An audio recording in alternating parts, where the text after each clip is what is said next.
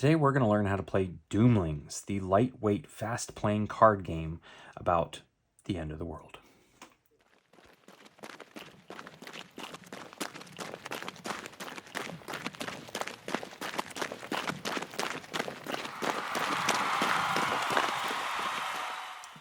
Welcome back to the Meeple Marathon. Today I want to show you guys how to play Doomlings. Doomlings is a lightweight, fast-playing card game. It's got a lot of fun artwork on it. It's not to be taken too seriously. It's a great way to play with either a casual game group or to start or end your game night. Filler. We're talking 20 minutes once you know the game. So let's first talk about how to set up the game. So in Doomlings, there is a set number of rounds, and within those rounds are going to be catastrophes. These are going to lead towards the end of the world, hence the name Doomlings. So each round, there's going to be an age. The age gives you certain criteria that you need to follow.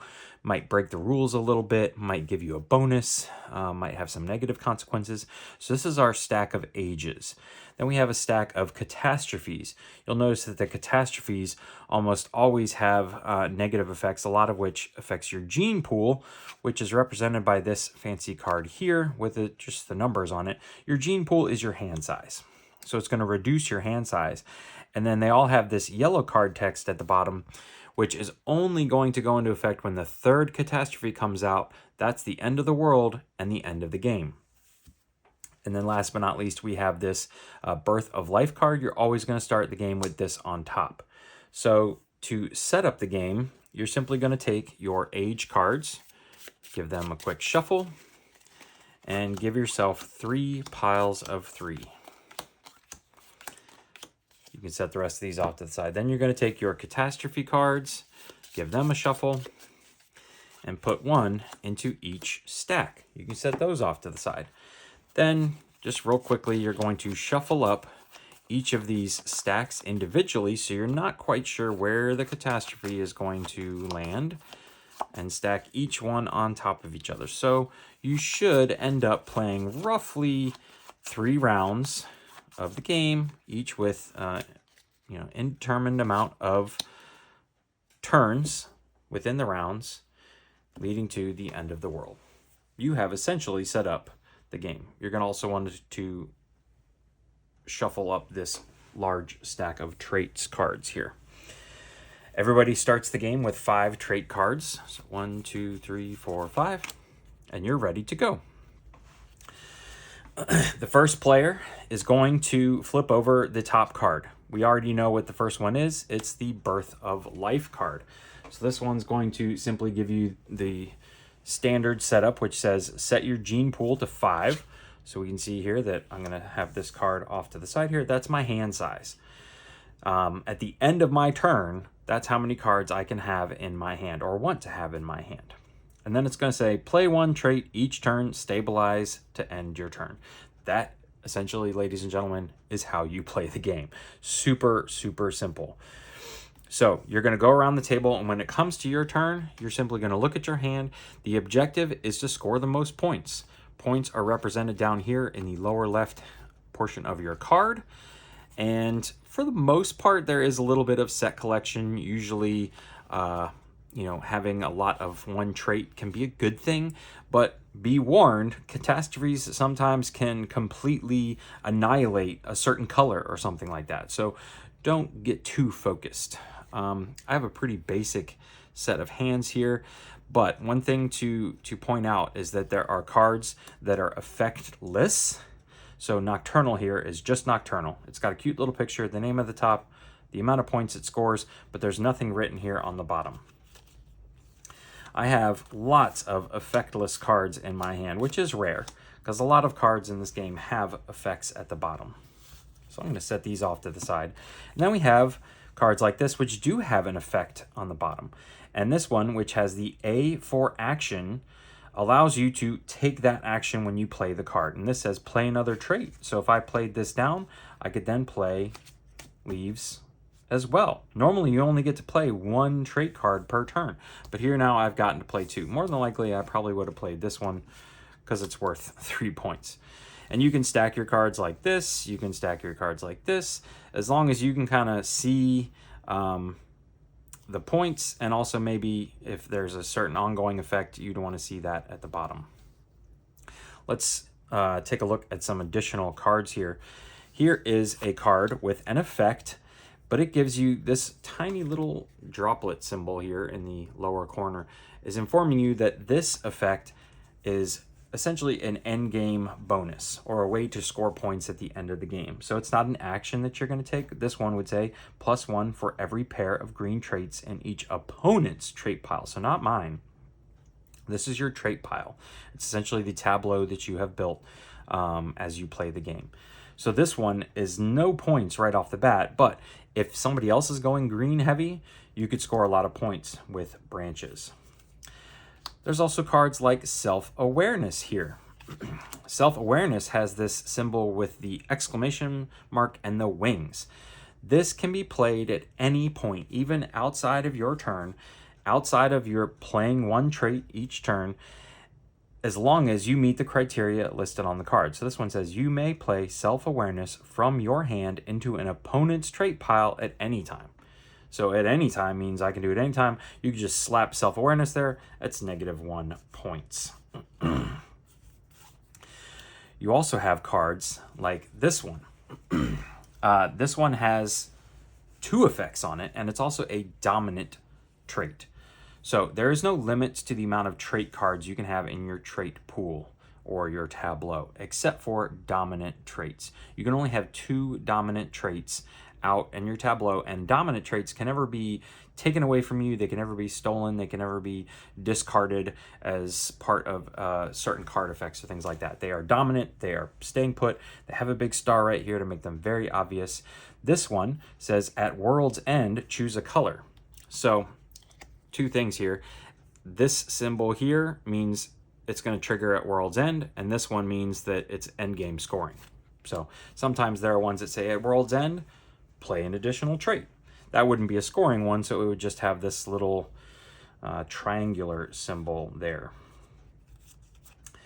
And then I'm looking for one more one right here. This one has an effect that affects your gene pool. So remember, this is the amount of cards you get to have in your hand at the end of your turn. So this one says all players receive -1 gene pool. So everybody would have to take their card and flip it from 5 to 4, or 4 down to 3, or 3 down to 2, whatever it needs to be to get it stabilized. If this card, however, this is one of the ones you would want to leave out where you can see the bottom, because if this card were discarded from my tableau, everybody's going to get their gene pool back. This no longer is in effect. This one goes away.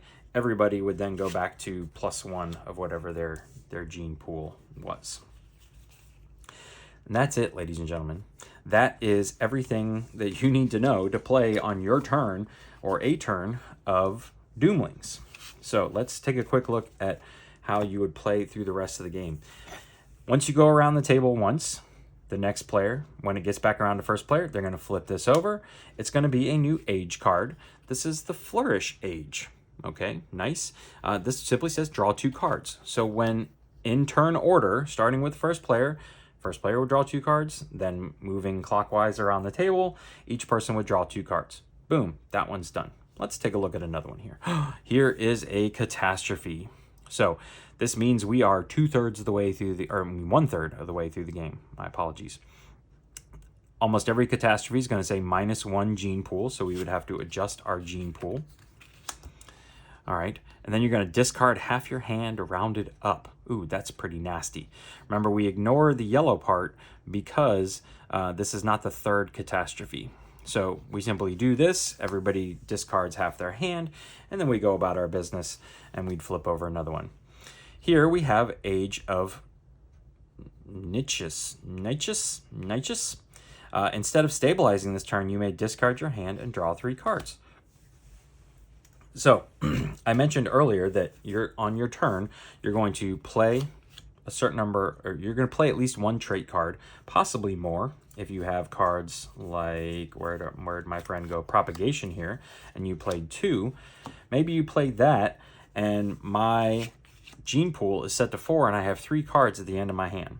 Stabilizing means you get your hand back to this number. So in this case, I would draw 1.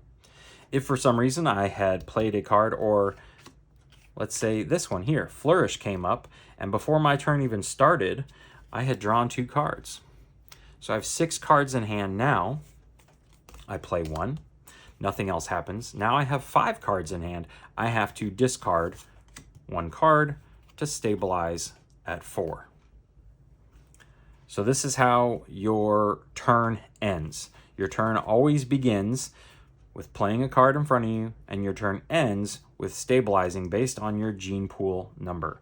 There are player aid cards. Something that I have found very helpful is to take your player aid card and set it down on top of your gene pool card like this. So it's very obvious what your number is. And as you rotate it around, it simply just kind of rotates with you. You can still pick up this card and look at it for reference, but it just helps keep that number more focused in your mind. Play will continue going around until the third, so we'll set this one off to the side, third catastrophe comes out. And they recommend that you set your catastrophes and start a new pile. So there's our second catastrophe. I'm just going to push these down. Boom, boom, and there we go. Since the catastrophes are always drawn at the beginning of a round before the first player then takes their turn, nobody's going to get any more turns. Catastrophe, the final catastrophe happens, you do the catastrophe part, you do the world's end part, the game ends. Nobody gets a last turn. There's no last more round, last turn or anything like that. The game is over. And that's it. At that point, you would count up your cards. You do stabilize at that point. So you would -1 to your gene pool. You would stabilize at that point because some cards do score points based on your hand size or what your gene pool number is. So it's important to go through all the steps on the catastrophe card that one final time. You count up your points. Whoever has the most points is the winner. Simple as that. If you have any questions, please feel free to let me know in the comment section below. I will do my best to answer them. If not, I will reach out to the Doomlings team and find out the answer for you. I was provided a review copy of this game to produce this video for you guys, but hopefully it was helpful. If you enjoyed this video, please consider giving it a thumbs up and subscribing to the channel. Once again, thanks for watching. Have a great day.